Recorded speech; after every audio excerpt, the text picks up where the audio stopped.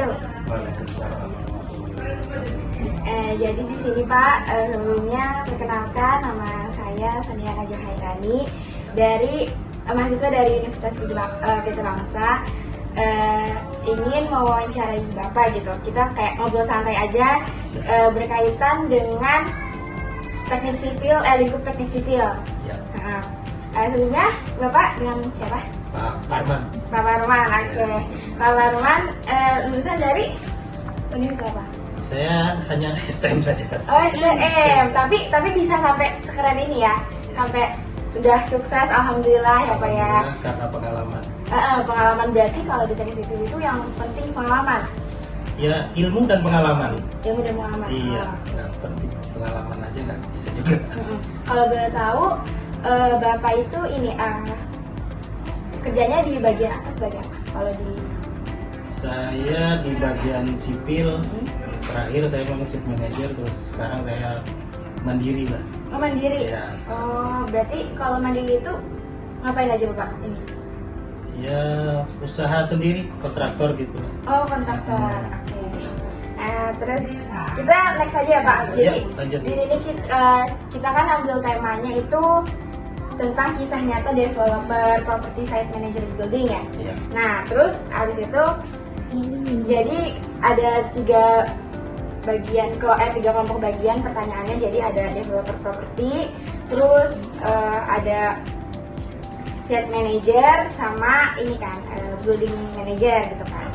Oke, berarti kita mulai dari developer property dulu ya Pak ya? Iya. Nah, oke. Jadi kalau boleh tahu nih Pak, apa aja sih tahap-tahap yang dilakukan sama developer property itu dari mulai proyeknya, kayak dari perencanaan, mulai dari perencanaan sampai dia penjualannya gitu.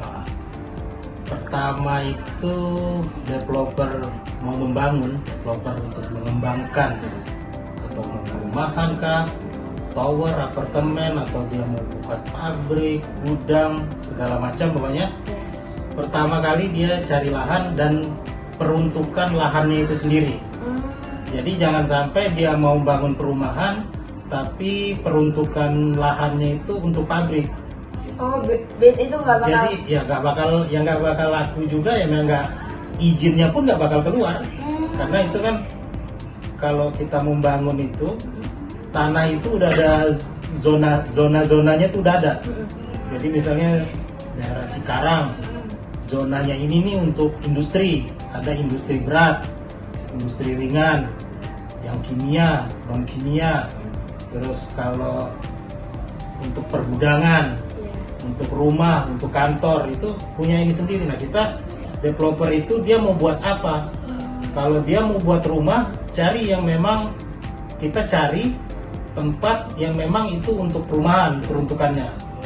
Setelah itu yang kita mau bangun itu kelas perumahannya apa? Rumah sederhana, menengah, atau mewah. Nah, kita harus pas juga tempatnya, harus sesuai. Jangan rumahnya jauh dari jalan raya, ke dalam jauh, sepi, tapi rencana kita tuh bikin perumahan mewah. Nggak laku. Iya. Nggak laku. Berarti Jadi harus pertama ada kita pemilihan lahan. pemilihan lahannya. Terus setelah pemilihan lahan Ya. lahan itu Kan setelah pemilihan lahan kita tahu pembangunannya apa, dan terus habis itu kita mulai. Kalau sekarang itu kan kita harus ada fisiknya dulu baru pasarkan. Kalau dulu bangunannya belum jadi, kita bisa jual. Kalau sekarang bangunnya harus jadi dulu baru bisa akan dijual atau akan kredit. Jadi ya pertama kita bikin pasumnya, kita bikin jalannya, baru kita bangun. berarti kalau misalnya ada suatu perusahaan gitu, misalnya mau bikin cabang kantor gitu ya, berarti itu dari dia ngasih dananya dulu atau gimana? Iya. Ngasih dana Iya, untuk DP atau kalau yang beli itu belum, kalau sekarang itu kalau belum ada rumah tuh sih biasanya nggak DP. Cuman ada juga kalau yang rumah kaklingan itu biasanya dia udah bayar dulu tuh. Ada yang seperti itu ada. Cuman lain-lain lah. strategi pemasaran mereka kan Beda-beda. beda-beda.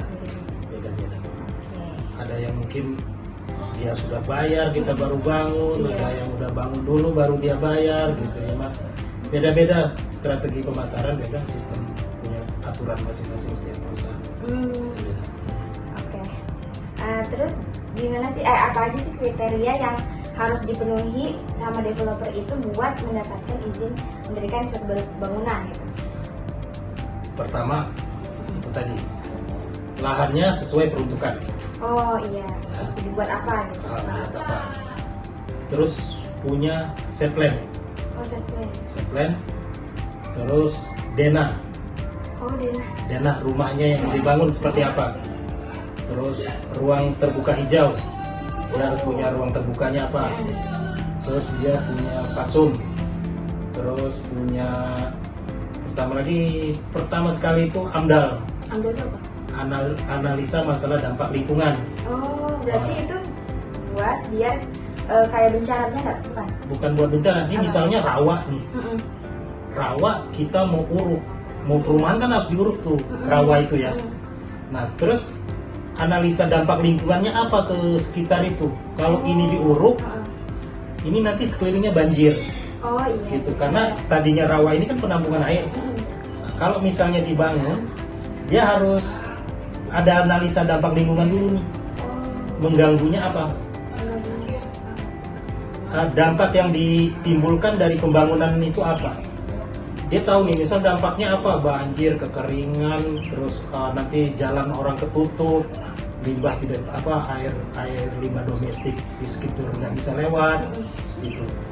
Nanti kan ada dampak apa nih, udah analisa nih masalahnya apa. Nah nanti baru kita kasih solusinya nih, memang nanti saya uruk, saya tinggiin sekian meter, tapi nanti saya bikin saluran di sini gitu kan. Nanti buat jalan, tadinya ada jalan, nanti jalan ini saya pindahkan ke sini gitu. Nah, itu analisa masalah dampak lingkungan ke sekitar. Oh. Gitu.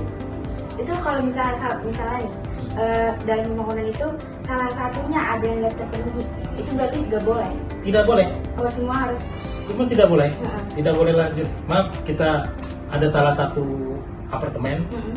besar, kita nggak usah sebut itunya ya, Iya. di daerah Karang sana, stop. Karena AMDAL, masalahnya kan di AMDAL. Gitu. Jadi mau sebesar sekarang itu kan kita concernnya tuh di lingkungan. Iya. Jadi kalau lingkungannya nggak Nggak mendukung, nggak bisa. Itu pertama kali ya, AMDAL itu. AMDAL terus peruntukan tanah itu apa? Sama nanti kan ditanya kita airnya air apa? Kalau misalnya air sumur itu harus gini juga, gitu kan nggak sembarangan juga. Berarti benar-benar detail ya? Detail.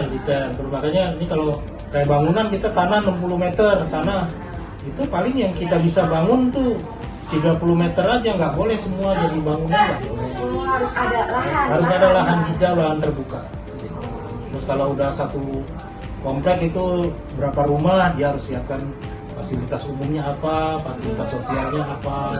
Ah iya. Nah, itu tanggung jawab di lapangan yang melaksanakan engineering itu namanya set operasi Oh, operasional. Iya. Nah, itu set operasional itu yang dia yang ujung tombaknya dia yang bangun. Nih kita dapat gambar seperti ini dari engineering, kita melaksanakan gambar dari engineering itu.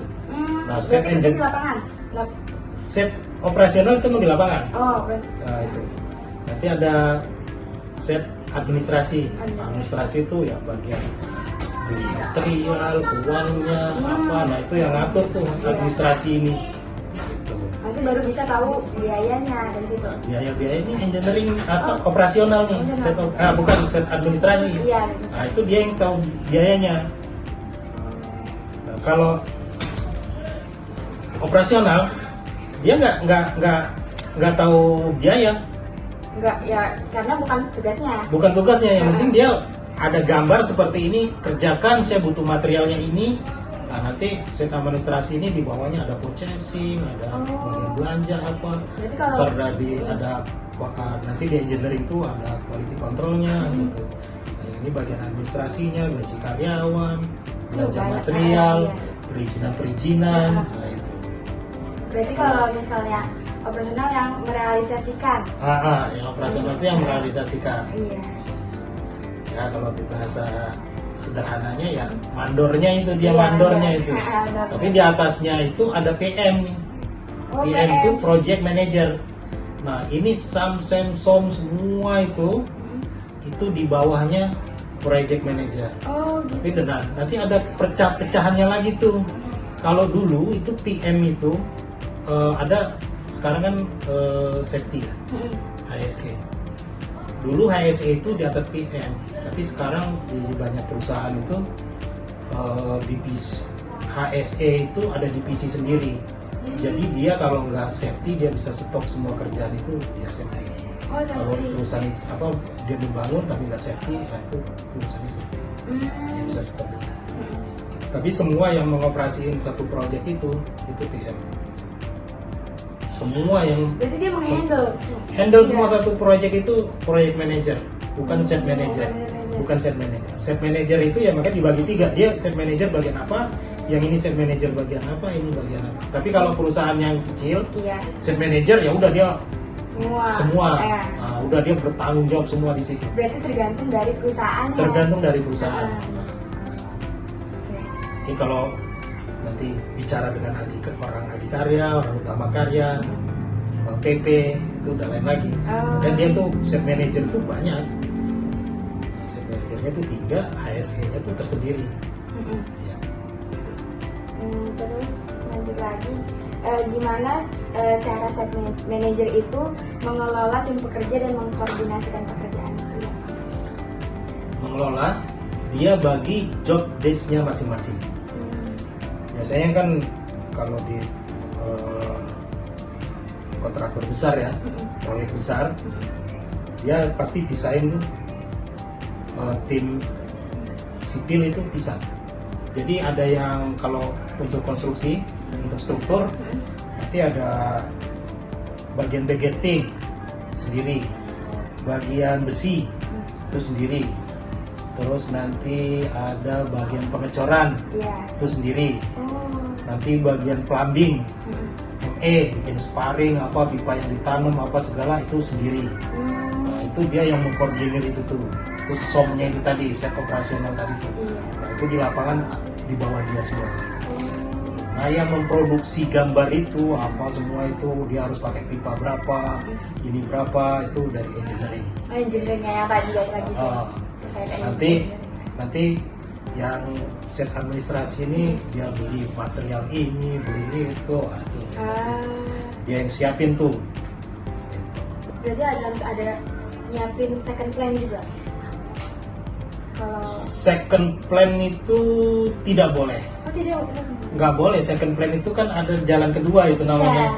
Itu nggak bisa. Oh, jadi harus ya udah yang pertama gitu enggak. Iya, kalau itu nanti udah di tengah jalan, Iya. kita itu ada kan setiap mau seminggu sekali ada weekly meeting, ada evaluasi harian apa gitu. Bisa kita nggak tercapai nih, ya baru kita pikirin apa, baru kita rencanain lagi nggak tercapai apa sih kendalanya gitu.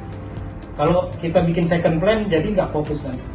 Benar sih. Tetap fokusnya satu, kalau ada masalah baru kita cari masalahnya apa. Kalau second plan nanti yang satu belum apa-apa langsung ke cara yang ini bisa. Nggak boleh itu second plan. Nggak boleh. Nggak ada kata-kata nggak ada rotan akar pun jadi itu nggak boleh. Kalau nggak ada rotan cari rotan. Nggak boleh. harus sampai ketemu gitu. Harus. Nggak boleh itu second plan.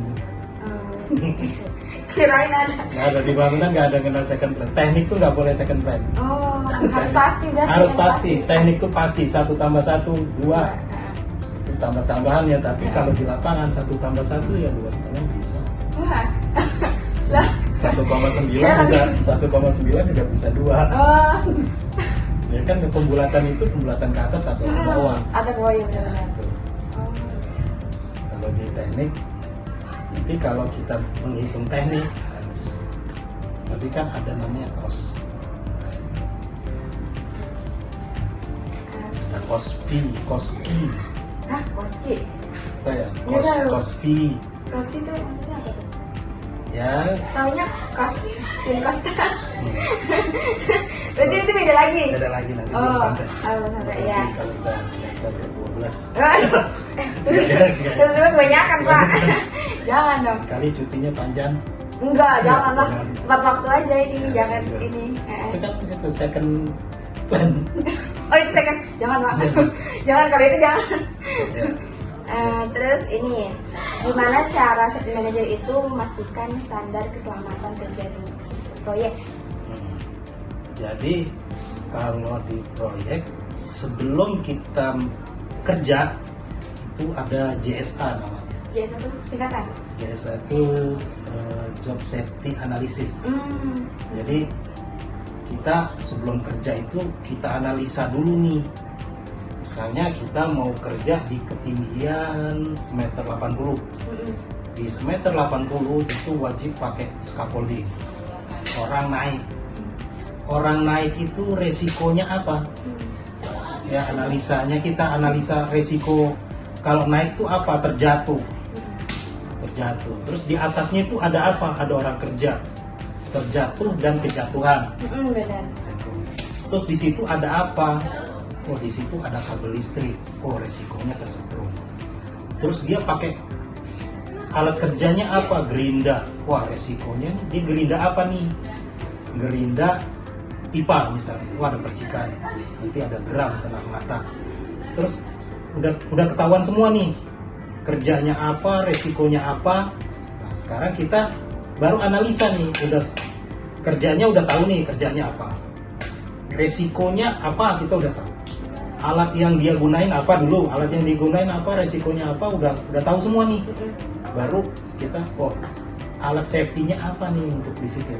Nah, dia naik, dia harus safety body harness biar gak jatuh. Yang 2 hook. Jadi kalau dia misal jalan melangkah ke sini, yang ini pindah dulu lepas terus gitu ya. 2 hook. Dia cantolin tuh harus nggak boleh lepas tuh hooknya. Makanya harus benar, itu biar dia nggak jatuh. Tadi kita pikirkan di atas ada yang kerja lagi nih. Dia harus pakai helm. Kita ngetes ya. Menyegarkan kembali biar anak buah kita, pekerja kita itu tahu gitu. Kadang kita panggil, coba kamu kerja apa hari ini? Kerja ini. Apa alat kamu? Ini. Apa yang kamu harus siapkan? Ini. Oke, kalau dia nggak benar, itu salah. Kamu kerjanya di sini. Kamu harus ini. Gitu. Berarti dia yang ngasih solusi. Ya itu kan nanti kan di perusahaan kalau sekarang kan setiap usaha itu kan dia harus siapin safety officer atau safety first-nya gitu. Head safety. Iya benar. Berarti lanjut. Iya. Sekarang ke ini aja, building manager. Building manager. Saya sih dengar building manager baru-baru ya. Baru. Biasanya tuh orangnya bilangnya building management. Mungkin sama aja kali ya. Iya. Tapi saya building manager ya sama aja lah. Mau manajerial, mau manajemen ya sama. Apa yang ditanya di situ? Tugas building management aja deh bilangnya. Tugas building management itu setelah operasinya selesai, setelah bangunannya udah selesai itu ngapain? Jadi kalau building management memang tugasnya itu ya dia merawat yang sudah jadi. Bukan kalau udah jadi dia ngapain. Memang ya tugasnya dia itu kalau udah jadi, bangunan udah jadi, kontraktor serahkan ke owner gitu, terus langsung ke pemakai. Misalnya bikin apartemen sudah jadi, udah ditempatin. Nah nanti dia ada kantor tuh, misalnya dia bikin office, manajemen office. Nanti kalau ada selain dia menerima keluhan dan dia juga memaintain semua yang ada di gedung itu. Misalnya dia AC, dia harus pastikan AC itu bersih, filternya bersih, listriknya, powernya stabil, pipa nggak ada yang bocor gitu kan. Kalau listrik ya tetap harus stabil gitu. Kalau yang ada terputus ya dia harus ganti. Iya benar. Kalau dia bagiannya di plumbing, saniter, dia harus pastikan kloset jalan airnya, wastafel, terus dari STP, semua kerjaan dia tuh. Dia mau semua yang ada di situ dia yang ngawasin manajemennya. Berarti bidangnya juga beda-beda lagi. Bidangnya beda-beda lagi dia pasti, soalnya nggak ada yang main gaper tuh, nggak ada. Mungkin semua bisa tapi nggak semua ahli. Semua bisa tapi nggak semua ahli. Sama kayak orang nyetir bisa, tapi untuk rally dia nggak bisa. Bawa motor semua bisa, tapi bisa gantiin Rossi nggak bisa. itu dia yang ahli. Itu Gitu. Jadi makanya kita manajemen building manajemen, ya dia punya ahli-ahli sendiri. Jadi kalau dia AC ya memang ahlinya di AC, dia taruh ahli AC. Di bangunan sipil ya dia taruh bangunan sipil. Nanti di struktur, karena tembok sama beton itu beda penanganannya. Kalau tembok retak bobok dia suntik jadi. Nah, kalau orang struktur nggak boleh, beton retak bobok ambruk. Iya. Nah, dia harus, nah itu tadi makanya saya bilang punya keahlian masing-masing. Dia punya keahlian masing-masing di situ. Biar gak melenceng juga takutnya. Iya, gitu. Harus sesuai apa yang dikerjakan dan keahlian yang mengerjakan. Kalau sesuatu tidak diserahkan kepada ahlinya, maka siap-siaplah dengan kehancurannya. Bener lagi. Oke, lanjut ya Pak ya. Gimana sih building management itu memastikan bahwa fasilitas bangunan itu udah berjalan sesuai standar, misal kualitas atau si pemilik. Biasanya kan pemilik itu ada konsultan. Kalau nggak ada konsultan, kalau rumah-rumah biasa kan nggak ada konsultan. Tapi kalau kontraktor itu kan dia ada konsultan perencana, ada konsultan pengawas, ada kontraktor, terus baru ada owner. Jadi owner itu biasanya owner nih, kan saya nih misalnya saya sebagai owner lah. Owner saya mau bikin perumahan, atau saya mau bikin gedung, saya punya uang, saya mau bikin gedung. Saya sewa perencana, saya mau bangun sekian meter persegi, saya mau bikin sekian lantai, sekian kamar. Silakan bikin perencanaannya. Dia bikin perencanaan tuh.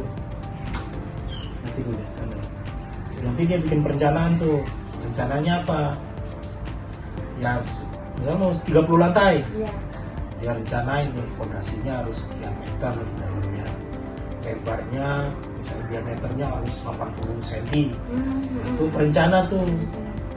Perencana. Itu semua tuh perencana, terus klosetnya tipenya apa, wastafel tipenya apa, kualitasnya apa, itu perencana tuh. Nah nanti perencana udah kan serahin ke ownernya sudah oke. Nah, baru nanti gambar perencana itu jadi untuk tender namanya. Tender. Yang biasa di perusahaan itu ya? Nah itu tender tuh. Iya, tender. Nanti kontraktor, saya nih yang mau kita kerjakan ini, kamu sanggup nggak gitu kan, ini kamu bisa kerjain ini dengan standar ini, berapa harganya gitu kan. Oke sanggup.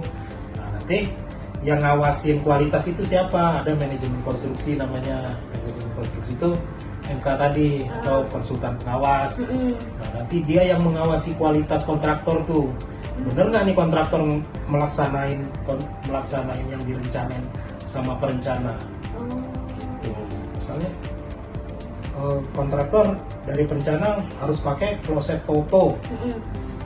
Lihat, Totonya sesuai standarnya nggak yang tertera di kontrak itu, di BQ-nya. Bukan standar nih, baru nanti ke perencana itu tegur ke kontraktor. Ini nggak sesuai perencanaan kita ini. Nanti diubah lagi. Tapi kalau misalnya, Pak, yang ini tuh nggak ada kita. Ini udah discontinue, udah nggak produksi lagi gitu kan. Kita mau ganti yang ini, standarnya sama, ajukan dulu, terus nanti kan ada pengajuan, oke standarnya sama, nanti dari perusahaan kan ada justifikasi tuh kalau kita memang udah nggak produksi lagi.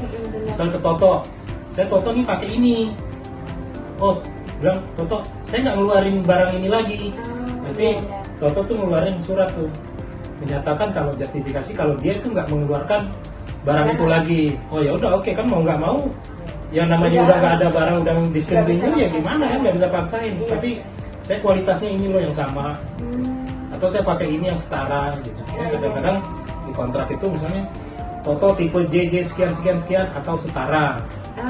Tapi kalau udah kata-kata setara itu ya kita bisa cari setara, tapi kalau harus ini, nah, kalau nggak ada ya nanti kita baru sering misalnya ini proyek buru-buru nih, sebulan harus terpasang, tapi keramiknya ini nggak ada, nih keramik dari Cina ke Indonesia itu 3 bulan, sedangkan kita sebulan lagi harus serah terima gitu kan. Nah itu yang di sini tuh harus bikin justifikasi, kalau kita mau tetap pakai ini keramiknya harus sekian bulan, mau nggak?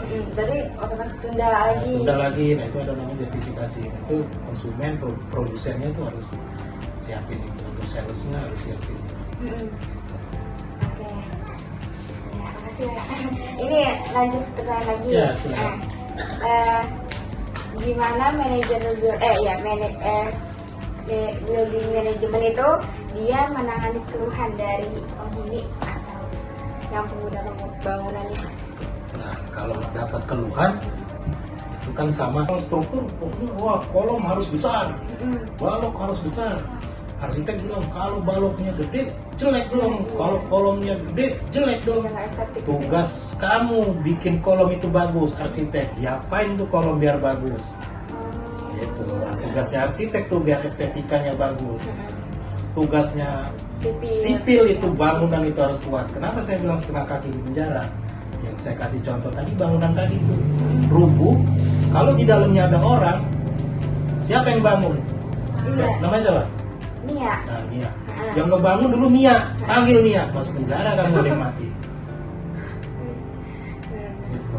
Jadi tugas resiko terberatnya itu yaitu bangunan yang kita bangun tidak sesuai kualitas, terus kita membangun itu kita mengabaikan safety. Nah, itu. Udah siap-siap penjara. Siap-siap di penjara. Iya. Kalau arsitek gagal gampang, arsitek salah nih, harusnya dia melengkung nggak segini, tinggal bobok bikin melengkung, selesai. Iya sih. Emang kalau bangunan yang bagus kan dipuji arsitek ya Pak? Dipuji ya, arsitek. Kalau rubuh kalau rubuh sipil yang bisa ini. Bener. Gitu. Pokoknya itu pokoknya.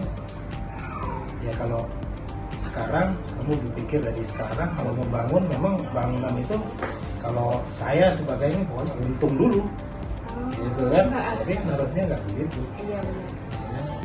Nggak boleh Kita egois juga. nggak boleh kita ya ambil untung, tapi bangunan itu jangan sampai membahayakan nyawa, membahayakan nyawa pekerja, membahayakan hati pengguna, jangan sampai. Tadi saya bilang kalau bangunan kita membangun asal-asalan aja, yaitu setengah kaki kita tuh di penjara. Tinggal kita yang milih nih, kalau kita bangun, kita sudah siap-siap setengah kaki di penjara. Tinggal kita siap nih, ini kaki yang di luar dimasukin atau yang di dalam kita keluarin. Gitu. Karena setengah kaki kita udah di penjara nih. Iya. Yang setengah kaki lagi kan masih di luar nih. Ada. Nah ini yang di luar ini mau gimana? Yang di dalam kita keluarin atau yang di luar kita masukin? Iya. Tinggal kamu milih aja, tapi setengah kaki kita di penjara sudah. Kalau kita ngebangun. Gimana? Kayak saya mikir, saya kerja. Saya di Jakarta ada 2 tempat, di sini ada 1 di Matek, ada di Jogja. Terus saya lepas semua, tapi ada kerja semua orang. Saya di Jakarta aja di sini, tapi saya pantau terus nih. Dari jauh gitu. Dari sini. Iya. Mungkin nanti ya sewaktu-waktu kayak tadi kan janji jam berapa? Iya. Saya harus ke kerjaan dulu. Iya benar. Itu saya yang pertama kali saya itu juga itu tetap keselamatan pekerja. Nggak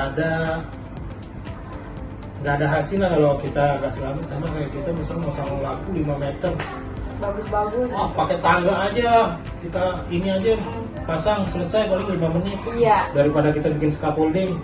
Tapi kalau orang itu jatuh ya kan nggak kepasang tuh lampu, nggak kepasang tuh lampu kan. Ya kita yang 1 jam bikin scaffolding tapi selesai selamat. Berat banget di sini. Ya semua ada tanggung jawab ya. Sama kayak kalau bilang berat jadi sipil, ya berat juga kayak orang administrasi itu berat juga, dia ngambil keputusan kan. Sama kayak sekarang kalau kita wawasan ya. kita nonton TV lah gitu kayak Tom Lebong gitu Iya, kan. yang Ya rame. cuman ngizinin impor aja kan akhirnya masuk Nah. penjara juga kan. Nah itu makanya semua ada resikonya. Iya. Tinggal makanya sebelum kita ngambil keputusan itu tadi saya bilang kita harus punya analisa. Oh, Gitu. Jadi sebelum kita ngebangun juga nggak langsung ngebangun di tengah rawa kita mau bangun 30 lantai. Bro, misalnya kayak dari Kalimantan, dari Banjarmasin gitu, bangunannya itu nggak ada yang tinggi rubuh iya. karena lumpur dia. Soalnya kayak kemarin tuh yang kasus lama-lama kayak di Hambalang, sipil itu apalagi kalau zaman dulu itu sipil itu dibilangnya kalau sekarang tukang penting ya, kalau dulu tuh bilangnya kuli, Iya. kuli bangunan. Kuli bangunan. Nah, itu. Nah, saya dulu sebagai kuli bangunan, saya maunya ya kalian ini di bangunan nanti jadi perwiranya. Amin. Susah memang susah, makanya kita belajar harus sungguh-sungguh. Pertama cintai sekolahnya, cintai pelajarannya. Kalau kamu suka dengan pelajarannya, cepat masuk. Iya. Sama kalau kayak misalnya kamu dengerin TV nyanyi, Mm-mm. baru denger sekali kamu suka nyanyi, Iya. nanti kamu bisa ikutin nyanyinya kan? Iya. Nah Benar. ilmu juga gitu, kalau kamu udah suka dengan ilmu itu, guru nerangin sekali kamu bisa. Karena kamu suka dulu, hati terbuka, Lapang. pikiran terbuka. Tapi Ikhlas. kalau kamu nggak terbuka, Iya. kalau masuknya. sulitnya banyak benar sulitnya. Susahnya saya dulu susah. Kalau suka duka ya banyak dukanya juga. Iya, benar. Iya. Berarti sukses itu nggak mandang dari pendidikan yang tinggi. Enggak. Cuma Pendidikan penting, ya, pendidikan tinggi. cuman nggak kalau berpendidikan tapi malas Sama aja. sama saja. Malas, Nggak gengsi, bakal bisa maju. nggak bakal bisa maju. Itu kalian sekolah, pokoknya ya itu tadi saya bilang, sukai dulu semua pelajaran itu, kamu sukai aja. Kalau kamu suka, hati lapang, jangan tertekan, ini mau orang tua gua nih, yang penting gua kuliah S1 ntar gimana ya. Jangan. Sekarang banyak di kantor saya itu yang sekarang saya ini, itu PM-nya itu hampir semua perempuan. Wih. Iya. Baru-baru ini aja sekarang PM ada 3. Itu Itu yang paling atas banget kan ya? ya itu PM itu project manager. Nah, itu di bawahnya itu megang proyek itu ya udah PM Iya, ini yang berkuasa semua. Jadi engineering lo mau bikin apa juga kalau engineer, kalau PM-nya nggak bisa nih yang begini nih, kerjain lagi yang lain. Nah, itu PM tuh yang ngatur tuh. Iya, benar. Uang juga gitu. Saya gua minta uang ini, nggak bisa nih uangnya kegedean segini. Gitu. Set operasi, cepet kerjanya nggak segini nih waktunya. Tuh PM tuh semua yang ngatur. Iya benar. Pokoknya dia yang ngatur semuanya. Ngatur semua. Tapi kan kita nggak semuanya dari itu ke PM. Bisa jadi sama jadi nanti estimator. Bagi lagi tuh. Ya estimator tuh sebelum proyek hitung. Hitung, ini misalnya bangun rumah ini nih, Iya. udah ada gambarnya, batanya berapa meter persegi, ya kan? Tuh nanti estimasi itu, dari semeter itu hebelnya berapa meter sih, berapa buah, 1 meter persegi misalnya 8, kalau perlu 100 meter, berarti 8 kali 100, kalau dari 100 meter perlu 800 hebelnya. Nah, terus hebel 1 kubik perlu lem hebelnya berapa sak. Iya. Nah, itu estimator tuh. Estimator. Nanti ada quality control. Nggak semuanya harus jadi PM. Benar. Tapi ya paling top ya mungkin PM. PM. Ya, kalau kamu ya harus cita-citanya PM. Pasti. Kalau kayak dari orang Akpol itu, misalnya kamu kuliah atau jadi Akpol ya cita-citanya kamu jadi Kapolri. Ya entah kamu nanti mentoknya jadi apa kan itu yang penting udah usaha kita kan. Iya. Jadi ilmu mah dapetnya dari mana aja. Dari mana saja. Dan bisa. Iya. Nggak harus bisa kuliah gitu kita.